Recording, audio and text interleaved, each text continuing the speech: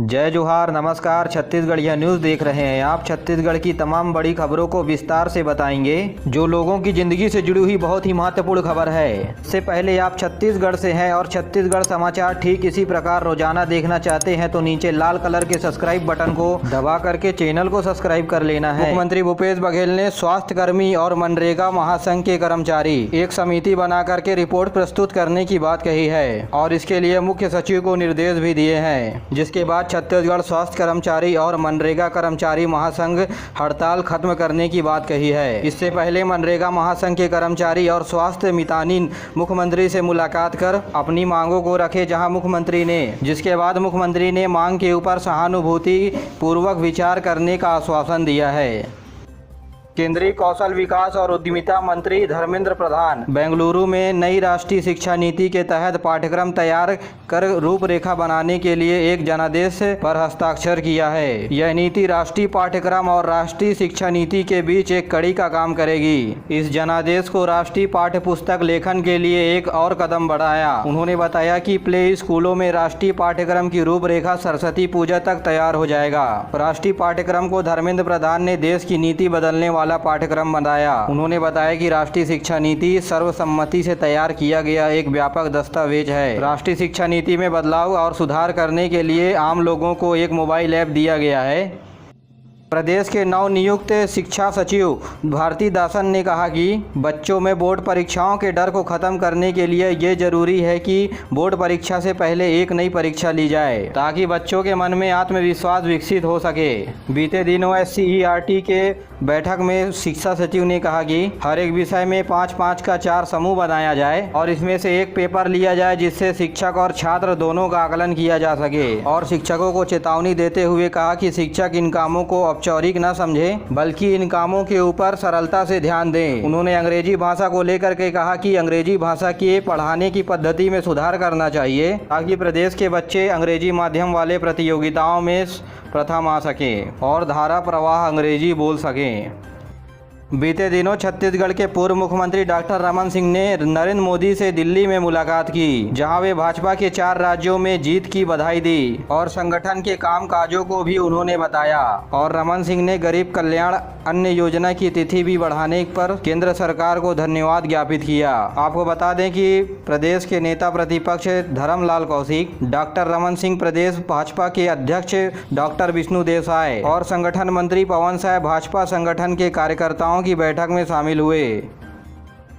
मुख्यमंत्री भूपेश बघेल ने बीते दिनों कोरिया जिले में 44 करोड़ रुपए की लागत से बनने वाले जिला अस्पताल और मातृ शिशु अस्पताल का भूमि पूजन किया। कार्यक्रम की अध्यक्षता डॉक्टर चरणदास महंत ने किया। मुख्यमंत्री ने कार्यक्रम को अपने निवास स्थान से वीडियो कॉन्फ्रेंसिंग के जरिए संबोधित करते हुए कहा कि पिछले 3 सालों में राज्य सरकार ने आम लोगों तक स्वास्थ्य सुविधाओं को पहुंचाने के लिए बड़े बड़े काम किए हैं। उन्होंने कहा कि नया जिला अस्पताल बनने से दूरांचल क्षेत्रों में स्थित गाँव के लोगों को अत्याधुनिक तरीके से इलाज की सुविधा मुहैया होगी। श्री बघेल ने कहा कि मातृ शिशु अस्पताल बनने से बच्चों की विकास को एक नई दिशा मिलेगी। उन्होंने कहा कि इससे बच्चे कुपोषण मुक्त हो जाएंगे। मुख्यमंत्री ने बताया कि भरतपुर, मनिंद्रगढ़, चिरमिरी नए जिला बनाने की प्रक्रिया चल रही है। कुछ समय के बाद ही नया जिला अस्तित्व में होगा। इसके लिए राज्य सरकार ने OSD की नियुक्ति भी कर दी है।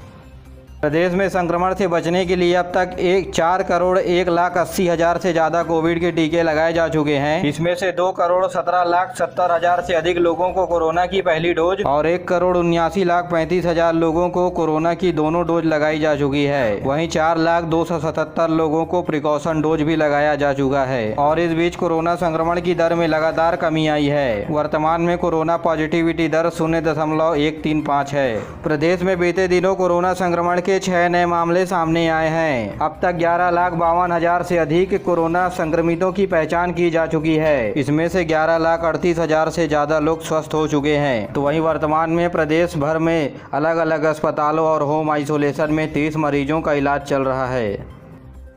स्वास्थ्य मंत्री टी.एस. सिंहदेव रायपुर के पंडित जवाहरलाल नेहरू स्मृति चिकित्सालय और डॉक्टर भीमराव अंबेडकर स्मृति चिकित्सालय नेत्र जांच के लिए 5 अत्याधुनिक उपकरणों का लोकार्पण किया। उन्होंने कहा कि अत्याधुनिक नेत्र की मशीन के इलाज से आसपास के क्षेत्र में रहने वाले लोगों को होने वाले नेत्र की बीमारियों से छुटकारा मिलेगा, साथ ही शैक्षणिक गतिविधियों के लिए भी मदद मिलेगी।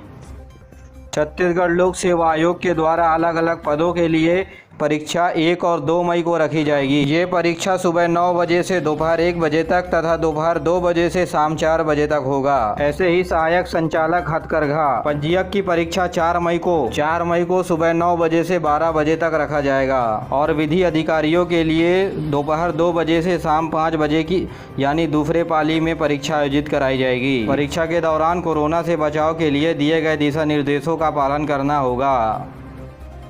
छत्तीसगढ़ में अधिकतम हिस्सा लू और गर्मी की चपेट में है। राजधानी रायपुर में बीते दिनों तापमान 44.5 डिग्री के आसपास पहुंच गया था। बिलासपुर में तापमान 44.6 डिग्री सेल्सियस तक पहुंचा। बिलासपुर, रायपुर, दुर्ग और अंबिकापुर में कई जगहों पर लू के थपेड़े महसूस किए गए, जिसकी वजह से जनजीवन अस्त व्यस्त हो गया है। इन जिलों में आज भी लू जैसे हालात बनने की संभावनाएं हैं। मौसम विभाग के अनुसार कर्नाटक से मध्य प्रदेश के बीच एक द्रोणिका बनी हुई है, तो वहीं प्रदेश के उत्तर की ओर से गर्म और शुष्क हवा आ रही है, जबकि दक्षिण छत्तीसगढ़ में नमी युक्त हवा का आगमन बरकरार है, जिसके चलते 1-2 स्थानों पर गरज चमक के साथ बारिश होने और छींटे पड़ने की संभावनाएं हैं।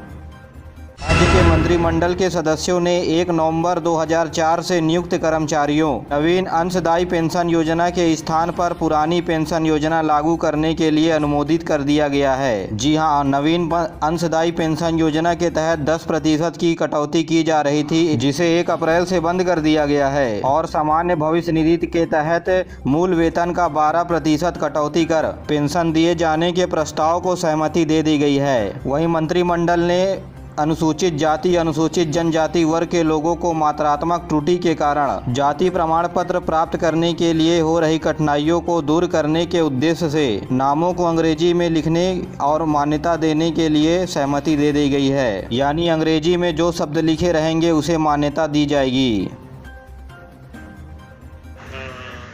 अड़चन का सामना करना पड़ता है, उसको अब हम कह सकते हैं कि मात्रात्मक त्रुटि के कारण उसमें निर्णय लिया गया कि अगर हिंदी के शब्दों में या अक्षरों में या मात्रात्मक त्रुटि के कारण अगर इस तरीके से कोई तकलीफ होती है तो अंग्रेजी माध्यम से जो कास्ट का जो उल्लेख किया गया है उसको आधार मान करके जाति के प्रमाण पत्र उनको जारी करेंगे। इस तरीके से भी आज निर्णय लिया गया। इसके अलावा राज्य सरकार के द्वारा मान्यता प्राप्त रियल एस्टेट प्रोजेक्ट, जिसमें 75 लाख रुपए तक के आवासीय और फ्लैट में रजिस्ट्रेशन के लिए रजिस्ट्री में 2% की छूट 31 मई तक बढ़ाने का फैसला लिया है। वहीं राजीव गांधी भूमिहीन कृषि मजदूर न्याय योजना के तहत मजदूर परिवार के मुखिया को मिलने वाली राशि 6,000 रुपए से बढ़ाकर 7,000 रुपए करने। इसके अलावा आदिवासियों के देवस्थली में पूजा करने वाले बैगा गुनिया, हाट पहाड़िया, बाजा मुहैया को भी इस योजना के तहत 7,000 रुपए की राशि दी जाएगी। और मुख्यमंत्री ने चल रहे राजनीतिक 32 प्रकरणों को वापस लेने के लिए भी फैसला लिया है।